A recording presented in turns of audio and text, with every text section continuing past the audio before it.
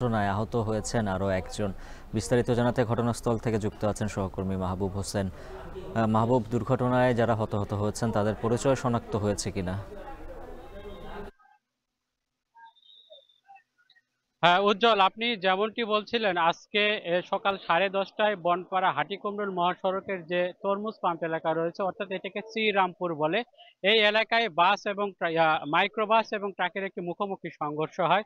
সেই সংঘর্ষে কিন্তু ঘটনাস্থলেই 5 জন মারা গেছে এবং আহত আরো 3 জন ছিল। সেই 3 জনকে উদ্ধার করে স্থানীয় ফায়ার সার্ভিস, এলাকাবাসী তারা হাসপাতালে ভর্তি করে এবং হাসপাতালে ভর্তি করার পরে আরো একজনের মৃত্যু ঘটে। তো এখানে নাটোর জেলা পুলিশ সুপার আমজাদ হোসেন তিনি আমাদেরকে যেমনটি জানিয়েছেন যে এই 6 জনের মধ্যে কিন্তু 5 জন নারী রয়েছে।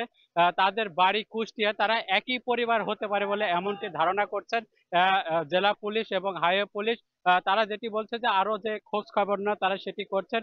তবে এই এখনো কিন্তু পুলিশ আমাদেরকে সেই পরিচয় নিশ্চিত করতে পারেনি এবং তারা যেটি বলছে যে দুর্ঘটনাটা যেটি ঘটেছে যে মাইক্রোবাসটি ঢাকার দিকে যাচ্ছিল এবং বিপরীত দিক থেকে একটি ট্রাক আসছিল। এই ট্রাকটি উল্টা পথে আসার কারণে কিন্তু এই ধরনের ঘটনাটি ঘটেছে। তবে এই মহাসড়কে কিন্তু এই ধরনের ঘটনাটি অহরহ ঘটে থাকে, আমরা এমনটি জানতে পেরেছি এবং পুলিশ বলছে যে তারা এই যে নিহত রয়েছেন তারা কিন্তু পরিচয় শনাক্তের একটি চেষ্টা চালাচ্ছেন। যেহেতু এই যে মাইক্রোবাসের ড্রাইভার ছিলেন তিনিও মারা গেছেন, আমাদেরকে পুলিশ এমনটি জানিয়েছেন, যার কারণে পরিচয় নিশ্চিত হতে কিন্তু একটু সময় লাগছে।